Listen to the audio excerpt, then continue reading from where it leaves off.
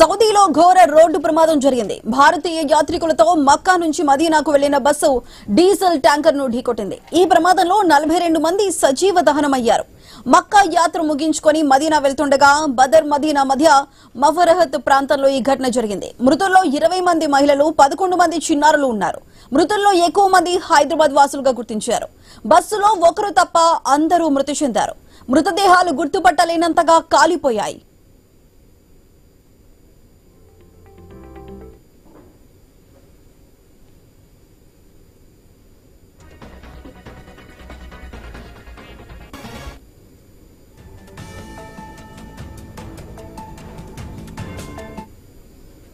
మక్కా యాత్రలో జరిగిన ఈ బస్ ప్రమాదానికి సంబంధించి మరింత సమాచారం మా ప్రతినిధి ప్రవీణ్ అందిస్తారు.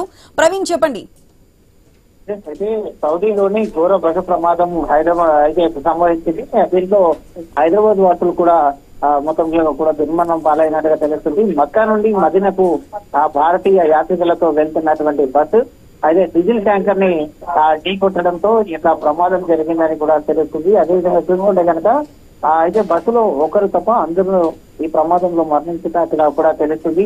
ప్రాథమిక నివేదికల ప్రకారంగా 42 మందికి పైగా మృతి చెందినట్టుగా తెలుస్తుంది. బస్సులో మొత్తంలో కూడా 42 మంది ఉన్నట్టుగా తెలుస్తుంది. కాబట్టి ఒక్కరు తప్ప మిగతా వారందరూ కూడా చనిపోయారంటూ కూడా తెలుస్తుంది. మదీనా నుండి 160 కిలోమీటర్ల దూరంలో ఉన్న మహర్దత్ వద్ద నిన్న రాత్రి 11:15 ఈ యొక్క ప్రమాదం జరిగినట్టుగా తెలుస్తుంది. హైదరాబాద్ నుండి వచ్చిన యాత్రికులలో సగానికి పైగా మహిళలు, చిన్నపిల్లలు ఉండేదిగా తెలుస్తుంది. చాలా మంది మృతదేహాలు గుర్తులేనట్టుగా కూడా కాలిపోయినట్టుగా తెలుస్తుంది. ఇందులో మరణించిన వాళ్ళ మొత్తంగా కూడా మహిళలు, చిన్నపిల్లలే ఉన్నట్టుగా తెలుస్తుంది. 11 మంది చిన్నపిల్లలు ఉన్నట్టుగా కూడా సమాచారం అయితే వస్తుంది. కాబట్టి ఈ నేపథ్యంలో మొత్తంగా కూడా ఇక్కడ హైదరాబాద్ ఏదైతే బస్ సెంటర్ ఉంటుందో అక్కడ సెంటర్ వరకు కుటుంబ సభ్యులు కూడా వెళ్తూ ఉన్నారు. అక్కడ ఒక హెల్ప్ లైన్ కూడా ఏర్పాటు చేశారు. ఎంతమంది ఈ యొక్క ప్రయాణం చేశారు, హైదరాబాద్ నుండి ఎంతమంది వెళ్లారు, ఎక్కడ వీళ్ళందరూ కూడా అయితే హైదరాబాద్ వాసులేనా లేకపోతే తెలంగాణ ఇతర ప్రాంతాల నుండి వచ్చిన వారా అనే కోణంలో కూడా దర్యాప్తు చేస్తున్నారు. ఆ యొక్క డీజిల్ ట్యాంకర్ ని వేగంగా గుద్దుకోవడం వల్లనే ఆ యొక్క ట్యాంకర్ పేలడం చేత ఏకంగా ఈ యొక్క ప్రమాదం సంభవించింది. అయితే 11:15 కావడం చేత కొంతమంది మొత్తం యొక్క బస్సులో ప్రయాణిస్తున్న వారందరూ కూడా నిద్రిస్తున్న సమయం లోపల ఒక్కసారిగా మంటలు చెలరేగడంతో ఈ ప్రమాదం సంభవించిందని కూడా తెలుస్తుంది. దీనికి సంబంధించినటువంటి ఇంకా పూర్తి వివరాలు అధికారికంగా తెలియాల్సి ఉంది. ప్రవీణ్, అయితే మొత్తం ఈ బస్సులో 42 మంది సజీవ దహనమైనట్లు తెలుస్తుంది. మరి మిగిలిన ఒక్క వ్యక్తి ఏమైనా డీటెయిల్స్ ఏమైనా అందించారంటే ఈ ప్రమాదం నుంచి ఎలా తప్పించుకున్నారు, అసలు ఈ ప్రమాదం ఎలా జరిగింది అని డీటెయిల్స్ ఏమైనా చెప్పారా?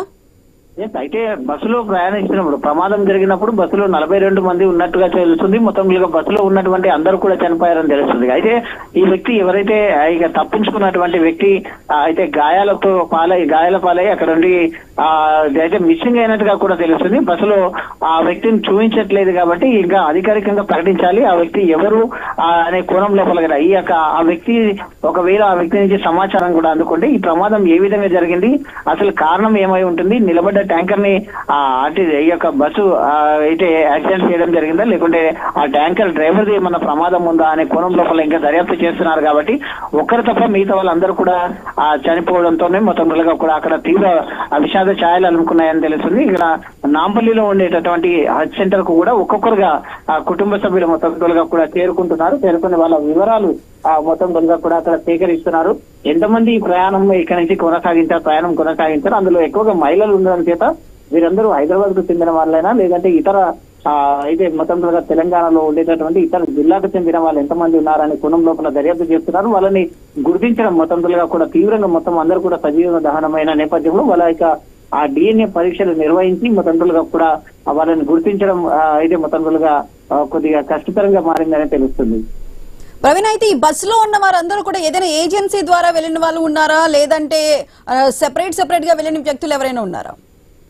ఇక్కడ హజ్ సెంటర్ నాంపల్లిలో ఉన్నటువంటి హజ్ సెంటర్ కు వెళ్ళి అక్కడ ఎంతమంది ఉన్నారు, ఏజెంట్ల ద్వారా ఎంతమంది పోయారు అనేది పూర్తి డీటెయిల్స్ ఇంకా రావాల్సి ఉంది. వాళ్ళు ఎక్కడి నుంచి వెళ్లారు, ఈ బస్సు ఎక్కడి నుండి ప్రారంభమైంది, ఎక్కడి నుండి వెళ్లారు అనే కోణం లోపల ఇంకా దర్యాప్తు చేస్తున్నారు. ఎంతమంది ఉన్నారు, హైదరాబాద్ కు చెందినటువంటి వాళ్ళే ఎక్కువగా ఉన్నట్టుగా తెలుస్తుంది. కాబట్టి హైదరాబాద్ ఏ ప్రాంతానికి చెందిన వాళ్ళు వీళ్ళే ఉన్నారు, వీళ్ళు ఏ ఏజెన్సీ ద్వారా పోయారనే డీటెయిల్స్ కూడా అయితే మొత్తం ఇంకా తెలియాల్సి ఉంది. మొత్తం ఇక్కడ హజ్ సెంటర్ దగ్గర అయితే వివరాలు రాబట్టేందుకు కుటుంబ సభ్యులతో పాటు అధికారులు కూడా అయితే మొత్తం కూడా ప్రయత్నాలు చేస్తున్నారు. ఎంతమంది ఉన్నారు, ఎంతమంది ఎక్కడి నుంచి పోయారు అనేది అయితే ఇంకా తెలియాల్సి ఉంది. ప్రవీణ్, అయితే ఈ ప్రమాదానికి సంబంధించి సౌదీ ప్రభుత్వం ఎప్పుడు అధికారిక ప్రకటన వెల్లడి చేయబోతుంది? అంటే ఎంతమంది ఉన్నారు, డీటెయిల్స్ కి సంబంధించి ఎక్కడెక్కడ వాళ్ళు ఉన్నారు, ఇవంతా అఫీషియల్ గా ఎప్పుడు అనౌన్స్ చేయబోతుంది? మరి కాసేపట్లో అక్కడ సంఘటన స్థలానికి అయితే అధికారులు చేరుకున్నారు. బస్సు ప్రమాదం జరిగిన 11 గంటల 15 నిమిషాలకు బస్సు ప్రమాదం జరిగింది కాబట్టి అధికారులు సంఘటన స్థలానికి వెళ్లేసి సహాయక చర్యలు అయితే చేస్తున్నారు. బస్సులో పూర్తిగా అందరూ కూడా మహిళలు అండ్ చిన్న పిల్లలు ఉండడం వలన బస్సు పూర్తిగా ఆ యొక్క ఆయిల్ ట్యాంకర్ ఢీ కొట్టడంతో ఆయిల్ ట్యాంకర్ ఆ ప్రమాదం సంభవించినప్పుడు మొత్తం టోటల్ గా అందరూ అయితే సజీవ దహనమయ్యారు. ఖాళీ బూడిదైనటువంటి ఇదే దుస్థితిలో ఉన్నారు కాబట్టి వారిని గుర్తించడానికి ఇంకా సమయం కూడా పడుతుంది అంటూ కూడా చెప్తున్నారు. అయితే సమీపంలో ఉండేటటువంటి ఆసుపత్రికి కూడా వాళ్ళని తరలించారు. తరలించిన తర్వాత వాళ్ళని DNA పరీక్షలు నిర్వహించిన తర్వాత ఈ ప్రమాదం ఎలా జరిగింది అని అధికారులు ఇంకా ధృవీకరించవలసి ఉంది. అక్కడ చేరుకున్నటువంటి సౌదీ పోలీసులు కూడా అక్కడ చేరుకున్నారు. మొత్తం కూడా ఆ యొక్క ప్రమాదం పైన మొత్తం ప్రమాద తీవ్రత పైన అక్కడ పరిశీలన చేస్తున్నారు. ఈ పరిశీలన అనంతరం అయితే ఈ యొక్క ప్రమాదం పైన కూడా ఒక ప్రకటన అయితే విడుదల చేయాలి. అందులో ఎంతమంది మొత్తంగా కూడా మృతి చెందారు అనేది కూడా అధికారికంగా ఇంకా అక్కడ ప్రకటన చేయాల్సి ఉంది. కాబట్టి మరి కాసేపట్లో అక్కడ చేరుకున్నారు అధికారులు కూడా ఆ యొక్క సంఘటన స్థలానికి చేరుకున్నారు. దానికి పరిశీలన కూడా చేస్తున్నారు కాబట్టి దానికి కేసుకు సంబంధించినటువంటి పూర్తి డీటెయిల్స్ ఇంకా తెలియాల్సి ఉంది. Right Praveen, thank you.